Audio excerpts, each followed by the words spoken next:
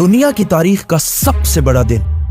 ये इतना इंपॉर्टेंट दिन था कि इस दिन से पहले मक्का में सिर्फ थोड़े ही लोग मुसलमान हुए थे, लेकिन इस दिन के बाद कुछ ही सालों में 3 कॉन्टिनेंट्स पर मुसलमानों की हुकूमत थी और मुसलमान दुनिया की सबसे बड़ी सुपर पावर बन गए थे। सुपर पावर बनने के बाद इतनी बड़ी एम्पायर के मुसलमानों को ऑर्गेनाइज करने के लिए हजरत उमर रज़ियल्लाहु ताला अन्हु, उस वक्त दुनिया के सबसे ताकतवर बादशाह, उन्होंने एक इस्लामिक कैलेंडर बनाया। लेकिन अब मसला ये था कि इस कैलेंडर का पहला दिन कौन सा रखा जाए, तो उन्होंने उस दिन को चुना जिस पर इस्लाम का सबसे बड़ा इंपैक्ट है, हिजरत। क्योंकि इस दिन के बाद इस्लाम की तारीख, एंड नॉट ओनली इस्लाम, पूरी दुनिया की तारीख हमेशा के लिए बदल गई। 12 साल तक रसूलुल्लाह सल्लल्लाहु अलैहि वसल्लम ने मक्का में इस्लाम की दावत दी, लेकिन 12 साल के बाद भी सिर्फ थोड़े ही लोग इस्लाम की तरफ आए। लेकिन ये थोड़े से लोग भी मक्का के काफिरों से बर्दाश्त नहीं हो रहे थे।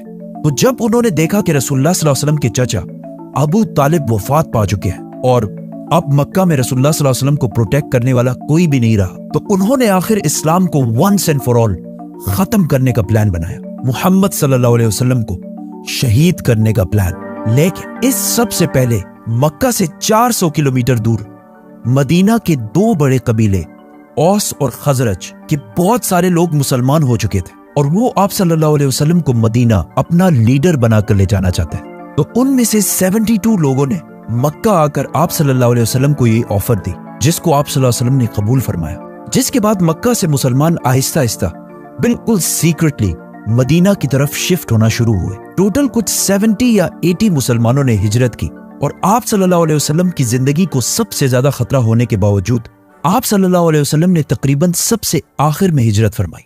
मक्का वालों ने यह प्लान बनाया कि आप सल्लल्लाहु अलैहि वसल्लम के जाने से पहले ही वो आप सल्लल्लाहु अलैहि वसल्लम को शहीद कर देंगे। मक्का एक बहुत ही ट्राइबल सोसाइटी थी जिसमें एक ही फैमिली कुरैश के बहुत सारे कबीले आबाद थे और हर कबीला अपने मेंबर्स का हमेशा साथ देता था, चाहे वो सही हो या गलत। मक्का वाले इस बात से डरते थे कि अगर हम में से किसी एक कबीले ने भी रसूलुल्लाह सल्लल्लाहु अलैहि वसल्लम को शहीद करने की कोशिश की तो आप सल्लल्लाहु अलैहि वसल्लम का कबीला बनु हाशिम, जो मक्का के सबसे बड़े और स्ट्रॉन्ग कबीलों में से था, वो फिर उस कबीले को जिंदा नहीं छोड़ेगा।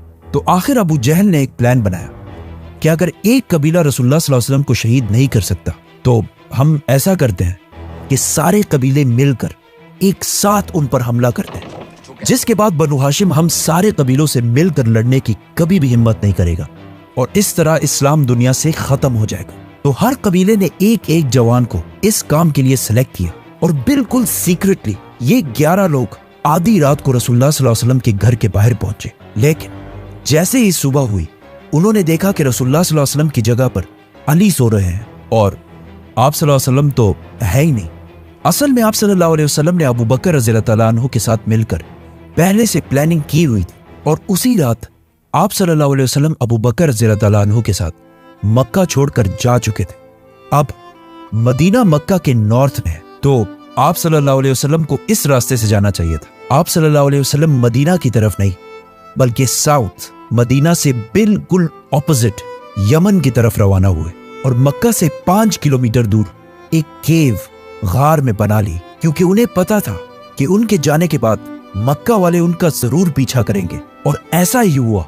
अगले ही दिन अबू सुफियान और अबू जहल ने मक्का में ऐलान किया कि जो भी मुहम्मद और अबू बकर को जिंदा या लेकर आएगा उसे 100 ऊंट का इनाम दिया जाएगा और अगर इन 100 ऊंटों को आज के रेट में देखा जाए तो ये 1 या 2 करोड़ रुपए बनते हैं, जिसकी वजह से मक्का से बहुत सारे लोग मदीना के रास्ते पर आप सल्लल्लाहु अलैहि वसल्लम को तलाश करने लगे। लेकिन जब मदीना के रास्ते पर वो नहीं मिले तो उन्होंने दूसरे साइड्स में भी देखना शुरू किया और एक ग्रुप तो रसूलुल्लाह सल्लल्लाहु अलैहि वसल्लम के गार तक भी पहुंचा और बहुत करीब आकर भी वो उन्हें देख नहीं सके और वहां से वापस चले गए। मक्का में अबू जहल और बाकियों ने मिलकर हजरत अली रज़ियल्लाहु ताला अन्हु को बहुत मारा, लेकिन उन्होंने आप सल्लल्लाहु अलैहि वसल्लम की लोकेशन के बारे में कुछ भी नहीं बताया। फिर वो सीधा अबू बकर रज़ियल्लाहु ताला अन्हु के घर पहुंचे और उन्होंने उनकी बेटी अस्मा से पूछा, लेकिन उन्होंने कुछ भी नहीं बताया। तो अबू जहल ने उनके मुंह पर जोर से थप्पड़ मारा। हजरत अस्मा इस सब के बावजूद भी 3 दिन तक मक्का वालों से छुपकर गारे सूर में आप सल्लल्लाहु अलैहि वसल्लम और अबू बकर रज़ियल्लाहु ताला अन्हु तक खाना पहुंचाती रही। आखिर 3 दिन के बाद आप सल्लल्लाहु अलैहि वसल्लम गारे सूर से रवाना हुए। अबू बकर रज़ियल्लाहु तआला अन्हु ने पहले से ही एक आदमी से डील कर रखी थी और उसे अपने 2 बेस्ट ऊंट भी दिए थे कि 3 दिन के बाद हमसे आकर इस गार में मिलना और अपने साथ ये 2 ऊंट भी लाना। अब इस आदमी को चूज करना बहुत ही मुश्किल काम था, क्योंकि अगर ये भी 2 करोड़ इनाम की लालच में आकर आप सल्लल्लाहु अलैहि वसल्लम को धोखा दे देता तो इस इतने इंपॉर्टेंट काम के लिए उन्होंने अब्दुल्ला बिन उरैकत को चूज किया, जो खुद उस वक्त मुसलमान भी नहीं थे, लेकिन उनके पास एक खास स्किल था।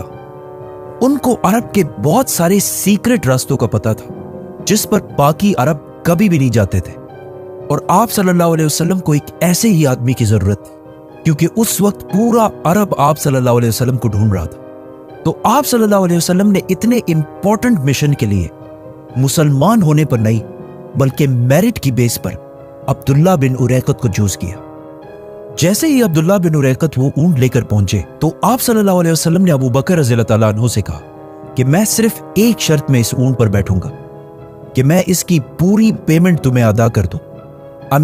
इतने सख्त हालात में भी आप सल्लल्लाहु अलैहि वसल्लम इन टाइनी डिटेल्स का भी ख्याल रखते थे। एंड नॉट ओनली दैट, जब मक्का का हर कबीला आप सल्लल्लाहु अलैहि वसल्लम को शहीद करना चाहता था तो आप सल्लल्लाहु अलैहि वसल्लम ने हजरत अली को जाने से पहले मक्का में छोड़ा ताकि वो उन अमानतों को वापस लौटा सके जो मक्का के लोगों ने आप सल्लल्लाहु अलैहि वसल्लम के पास रखी थी। अब्दुल्ला बिन उरैकत आप सल्लल्लाहु अलैहि वसल्लम और अबू बकर रज़ियल्लाहु तआला अन्हु को अगेंस्ट साउथ मदीना से बिल्कुल ऑपोजिट यमन की तरफ लेकर गया, और जब मक्का से बहुत दूर चला गया तो उन्हें वापस मदीना की तरफ मोड़ा और आप सल्लल्लाहु अलैहि वसल्लम को समंदर के बिल्कुल करीब से बिल्कुल सीक्रेट रास्तों पर मदीना की तरफ रवाना किया।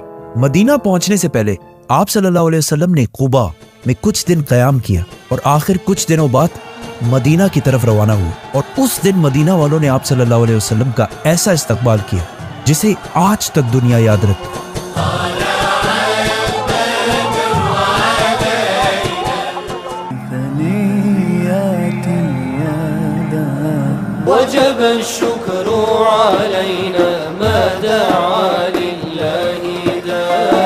आप सल्लल्लाहु अलैहि वसल्लम मक्का से बिल्कुल सीक्रेटली निकले थे, लेकिन जैसे ही वो मदीना के करीब पहुंचे मदीना वालों ने उनका इस्तकबाल बिल्कुल एक बादशाह और लीडर की तरह किया। मदीना में हर एक की ख्वाहिश थी कि आप सल्लल्लाहु अलैहि वसल्लम उनके घर में रहे, लेकिन आप सल्लल्लाहु अलैहि वसल्लम ने यह फैसला अपने ऊंट को करने दिया कि जहां भी आप सल्लल्लाहु अलैहि वसल्लम का ऊंट बैठेगा वही आप सल्लल्लाहु अलैहि वसल्लम रहेंगे। इस तरह मदीना में किसी का भी दिल नहीं दुखेगा। उसी के पास मस्जिद नबवी भी बनाई गई।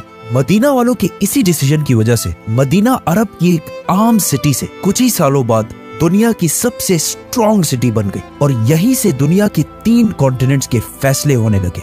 और आज तक मदीना के अंसार की ये कुर्बानी मुसलमान कभी भी नहीं भूले।